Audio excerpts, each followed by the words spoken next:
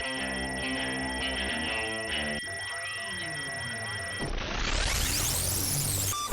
everybody, welcome to Comic Book Club. I'm Alex. I am Pete. And as usual, Justin is dead in a ditch, so that's pretty exciting. We have 3 comic books to talk to you guys about today. Captain Britain and the MI-13 still not canceled at number 10. Action Comics number 874 and X-Men Origins Sabretooth number 1. So let's get right into it. Well, before I just want to Yes. say, don't worry, we're going to do a whole show just dedicated to Justin's funeral. So, Oh, yeah. don't feel Basically, we put together a pyre of comic books and put Justin's body on it and lit it on fire. Yeah. And the fumes actually brought him back to life, so we shot him. Captain Britain and the MI-13 at number 10. This features Dracula and Dr. Doom talking on the moon. I think that's pretty much all you need to know to pick up the book. I'll tell you what, Dr. Doom is really, he has a lot of meetings. He has a lot of evil people meetings. He is a head of state. Yeah, I'm surprised. Obama does the same thing, but with nice people. I very much enjoyed Dracula kind of scraping at one of the when we landed on the moon and took away one of the footprints. I thought that one was of the greatest things about this title, and I think what people have been enjoying across the board, is Paul Cornell is not light on ideas. He has a crazy amount of ideas. In this issue alone, Dracula, as we mentioned, is living on the moon and ends up sending these mystical vampire missiles to assassinate people on Earth that he shoots off of the moon.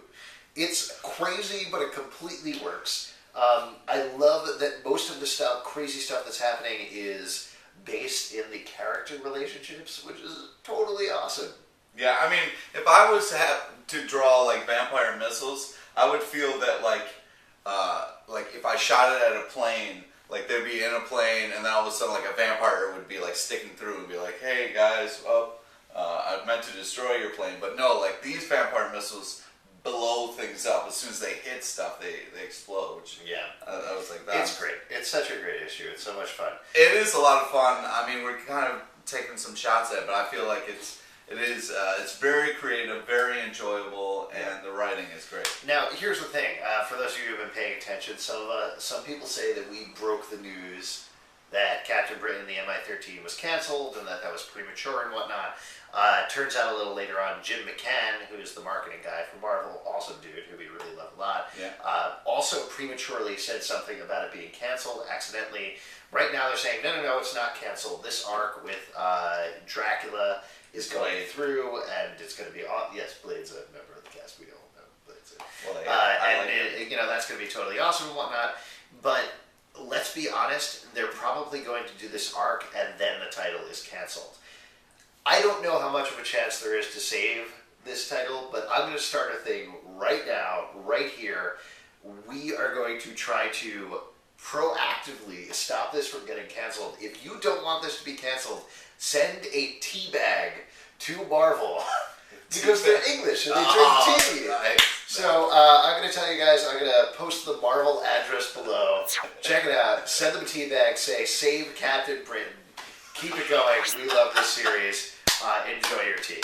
That's what I'm going to do. Wow. That's cool. And pass it along. Post it on your blogs and whatever. Let's save Captain Britain. Let's keep it. Yeah, let's save it.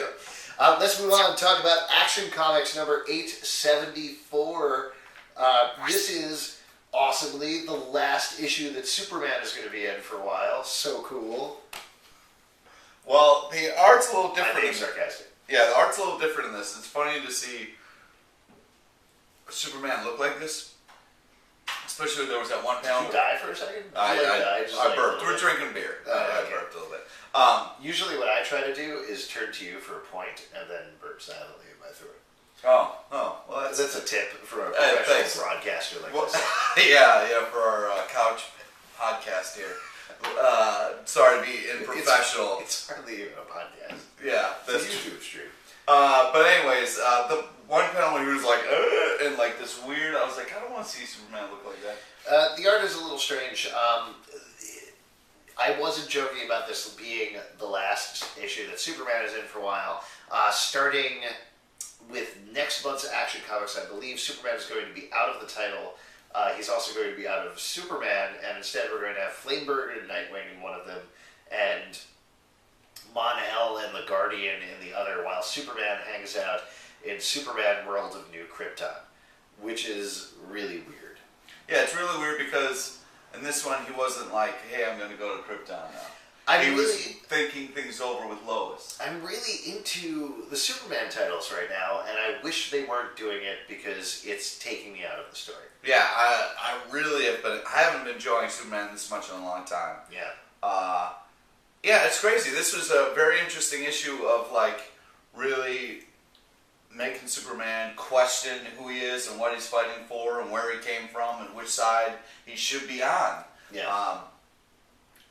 And yeah, it's crazy. I mean, part of the time I'm reading, I'm like, oh man, all these Kryptonians are in the wrong, and then it's like Earth's doing all this other bullshit, and you're like, there's a lot of good stuff going on here, and I do like this issue. It's solid, but it really feels like set up for whatever else is going on in the rest of the titles, and that's pretty much it. It's more bringing people up to speed or anything. So even though I do think it's solid, and James Robinson did a good job, I would say you don't need to pick it up if you already know what's going on.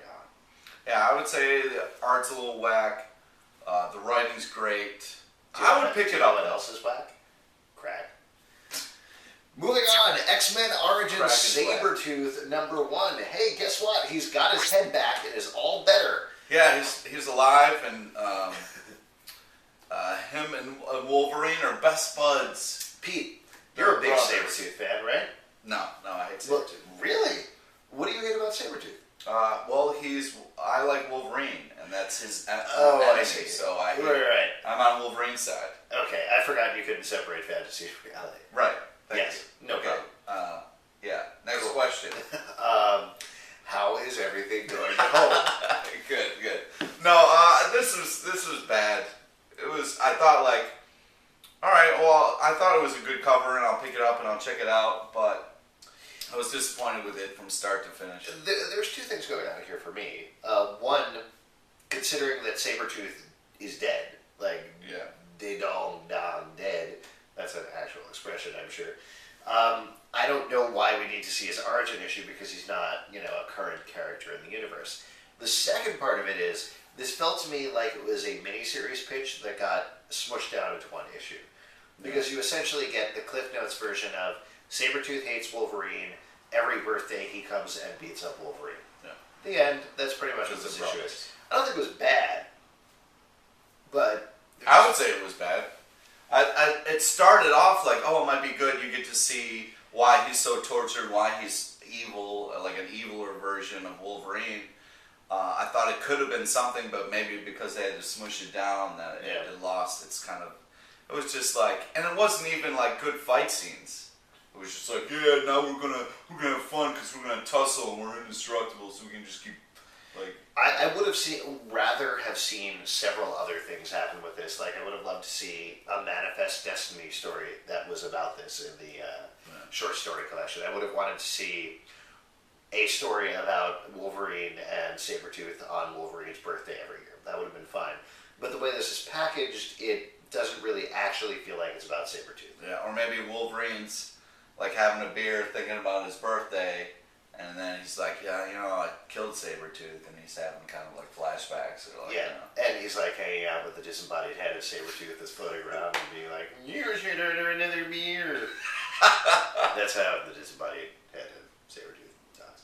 Wow. If you have a question, you can write us at thecomicbookclub@yahoo.com. You can comment below, upload your video responses, and visit us in New York City if you're ever there on a Tuesday, 8 o'clock, People's Improv Theater.